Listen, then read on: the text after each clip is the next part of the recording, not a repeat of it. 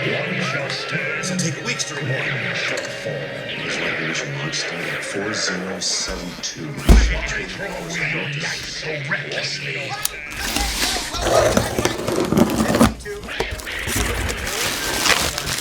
5+ light years space range, universe protection unit. My ship has crash landed here by mistake. Yes, it is a mistake. All right, so here's the deal. Normally, I try my best to stay positive on this channel, but I'm just gonna say it. I'm gonna say what nobody's ever dared to say. I don't really like Disney. I know. Go ahead, get it over with, boo me off the stage, throw your tomatoes at me. I'm just striving to be the bravest person. Hey, what was that? Dude, we talked about this. It's a bit. It's not literal. God, short people, am I right? Guys. Okay, really though, it's clearly nothing unique or new for somebody to admit they don't like Disney in 2024. Aside from their modern reputation built entirely around greed, they've also slaughtered some of the most beloved franchises of all time. I get it, I really do. But that's actually not what I'm talking about, and it's not the reason why I dislike Disney in this context. I miss this. The packaging, well, smaller than I expected. This is gonna be kind of tough to properly explain, but ever since I was a child, specifically when it came to the main Disney animated cast, like Mickey and Donald, they never really felt real to me. Something about the way that they existed on t-shirts and in theme parks growing up in Florida, it just always gave me the impression that they were artificial symbols created to be mascots for a product, instead of the other way around, where like a product is made to show off a beloved character. I only explain this to help you understand why I kind of hated these figures before I even got them in hand. And it's also why I want to thank today's channel sponsor, Universal Studios. No, I'm just kidding. Why don't we start with the odd duck out of the group, Quackleby.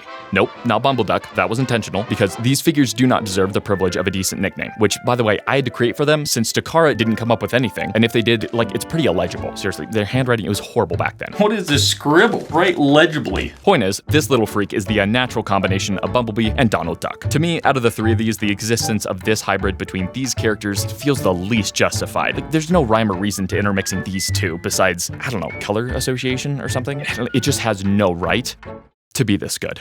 All right, hold on. I'm not saying he's actually really good, all right? I'm just saying I don't understand how or why he turned out good at all. His robot mode is by far the smallest of the group, and it's also the most cluttered, with car parts hanging off everywhere you look, but they did pack in a lot of fun play gimmicks. To mention just a few, he's got snorkeling goggles that move up and down his forehead, a button on his hat that opens and closes his beak when you press it, and a recurring gimmick used throughout this entire line where a miniature version of himself pops out and sits on top of his head. Sure, why not? Now's a good time to look at the only accessory you will see this entire video, which is a little skateboard his feet plug into and triggers this booster to spring out the back. And as badly as I want to complain about how non-existent his articulation is, he does pull off the only pose he really needs to, arms out, head turned to the side. Now, at this point, I know you're probably thinking, that's cool enough, but the only thing I've ever wanted was a Halloween-themed Disney Transformer dipped in rusted battery acid.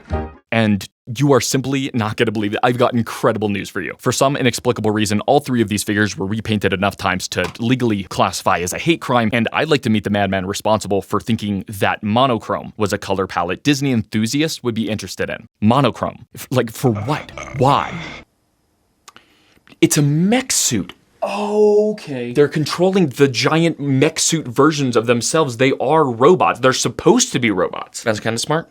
Okay, this review's not at all going the way I wanted it to. Can't even spread a little hate around here. As a bonus, he is the only figure in this line to feature a waist swivel, but that's mainly been added to engineer the transformation. So why don't we just get this part over with? The transformation is exactly what you would expect from a 4-inch convertible Donald Duck. That is, if you happen to expect it to be what I'd best describe as offensively clever. That's so nice. Oh, look at that fit. Okay. Buggy mode is unfortunately good, of course it is, and during the conversion, the tiny Donald hides back under his cap and another Donald pops out from his torso to take control of the driver's seat. Everything taps together really nicely, and what's interesting is they completely skipped out on even giving him the door windows, which, that's brave, and somehow pays off because the interior looks surprisingly acceptable. It really ties the whole look together when you pack the skateboard on top of the roof to look like a surfboard. Alright, he's made of quality plastic, vibrant colors look amazing, car mode is better than most recent Bumblebee figures, blah blah blah blah. Okay, you know what, we're moving on so I can properly talk about an actually bad figure the way that I wanted to. So here's Mickey Mouse, who's also pretty good. No, he is not. No, he is not. He literally cannot be. Light me on fire. This cannot be real. Stop. Okay, well, I'm not gonna review him right now then. I'm gonna wait till the end. Here goes another banger from eBay, baby. Every single one of the stores that I've gotten scammed from has had a 99% positive reviews on eBay. Just turns out eBay has a policy where if they issue a refund, they can just remove your negative ratings or reviews. They can just force issue a refund. Then your review will be removed and you will not know anything about it. Speaking of getting duped, this turns out isn't Disney label. It is Disney Pixar label. This figure is the hybrid between Buzz Lightyear and Buzz Lightyear. So, my job of naming him was already cut out for me. The thing about Buzz is I can at least say that the concept behind this toy does make sense. It's a proper excuse for a silly collaboration and a fun figure. It's Buzz Lightyear, who turns into his own classic spaceship, and it tells me that maybe, just maybe, this brand partnership actually started with a real idea. So it's kind of a bummer that he turned out to be the lamest of the line. I mean, in terms of being a display piece, the robot mode looks like Buzz Lightyear, so if you're into the character and you don't mind being the victim of this demonic stare, this is great. And the jet mode is great, all right? Enjoying this must be great. Being a simpleton must be great. Except if you're wondering how he transforms, don't. No need.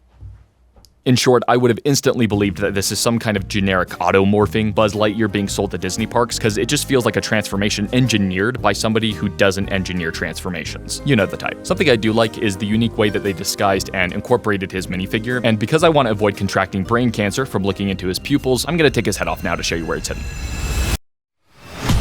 You got cancer, Andy. I'll admit, I like this. I think it's a great idea to let kids play with the mini Buzz separately as a toy. The children, they need this. So when you remove his head and then you transform him, technically it goes right back into where it was before, just on the other side, at a really painful looking angle. Now, is the paint job impressively detailed? Maybe. And are the expandable pop-out wings a little bit awesome? Sure, yeah, but instead I'd rather talk about how bad his posability is and the fact that his legs can only move together on one connected joint. Oh, and the spaceship backpack that weighs about the same as an infant child. Also, why are his feet always pointed just a little bit inward, What a nerd, dude. I hate nerds. Buzz Lightyear? More like Buzz Light me a match so I can set fire to this stove. To the stove. I am hungry. I have not eaten in a while. I would appreciate it if you could please go start the stove. Yeah, that's a pretty good idea. That works too. I'd like to thank this video's sponsor for saving me from a potentially horrible death, and also for saving a ton of my time with some of the tastiest quick prep meals I didn't even know was possible. Factor delivers chef-prepared, ready-to-eat meals right to your doorstep, which normally sounds like kind of a gimmick, but oh my gosh, these meals have no right to be this good. I chose the protein-focused option for my meal plan, and out of the 6 meals, I'm not exaggerating, there was not a single bad one. This turns out to be a huge lifesaver because my wife works very long night shifts, and when I'm filming these videos, I have to be awake during the day. This means that she wakes up right when I'm headed to bed, and that only gives us like an hour to grab dinner and spend some time with each other. All of these meals only need 2 minutes in the microwave, and then that's it. You're good to go. We get to spend the rest of that time with each other instead of making food or going to pick up something unhealthy, and Factor somehow tastes better than both. Their queso chicken, by the way, unironically better than any restaurant chicken I've had in years. Make sure you head to factor75.com or click the link below and use code PAPERMELON50 to get 50% off your first Factor box and 20% off your next month of orders. That's code PAPERMELON50 at factor75.com to get 50% off your first box plus 20% off your next month of orders. And thanks again to Factor for sponsoring this video. I have no doubts in my head that the idea of this figure is what trailblazed the whole toy line into reality from the start. 2 iconic head honchos coming together in one toy for a brand collaboration. It was inevitable. This is Optimus Prime. I am so sorry. I really tried my best to write like a bad nickname for this figure like the others, but you gotta understand, once I thought of Optimus Prime, it was game over. You get it. You understand. Moving on. The way I see it, Optimus here is basically what you get if you smash together the worst possible combination of features from both characters. In other words, it's 1% Optimus Prime and still 100% Mickey Mouse. You're probably disappointed he doesn't adopt more characteristics from the objectively cooler half of this collaboration, but on the bright side, I just want to let you know that it can, in fact, get so much worse.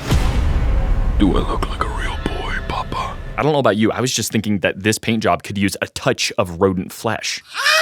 Just like Quackleby, he features the same miniature version of himself sitting on top of his head, and from what I can tell, I think he's in some kind of battle-charging attack pose, which, that's pretty dope. I like that. His clear visor can flip down to cover his eyes, except I don't know for the life of me what this is supposed to be imitating, because neither Optimus Prime or Mickey Mouse uses chemistry goggles. Where they really just stop trying with this figure is the articulation. In summary, he features a shoulder rotation and an unprecedented ability to suck all the joy out of this hobby, because that's it. That's all you get. Oh, and his big, fat, dumb head, it can't turn return it all. Add on top of that the fact that he has perfect quality control and a nice premium heft to the plastic when you hold him. Nope, that is back to the list of positives. His transformation falls somewhere between Buzz Buzz and Quackleby's complexity. The whole thing is really intuitive and simple and fun, and don't get used to the compliments, all right? Because now I'm gonna talk about the truck mode and how it's also my favorite vehicle mode of the line.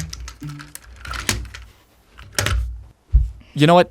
You get it. You've watched this much of the video, you think you know what's about to happen. I'm gonna fall in love with the truck mode while trying desperately to find things I hate about it, right? I bet you feel smart, buddy. But no, that's actually not what I'm gonna do, because guess what? I actually hate it. I genuinely hate this mode. I hate how effectively the arms hide in plain sight to create this stylized cartoon truck. I can't stand that the back trailer doors open and close like a real truck, and there's nothing more infuriating than the way another tiny Mickey pops up in the driver's seat as you click the bumper into place and disappears when you detach it. It's idiotic, it's unimaginative, and I can't think of anyone who will hate this gimmick more than Disney merch collectors and children. All right, somebody's gotta look out for the kids. Lastly, we gotta acknowledge the elephant in the room.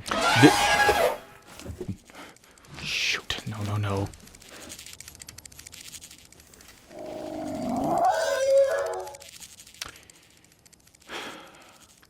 He can stay.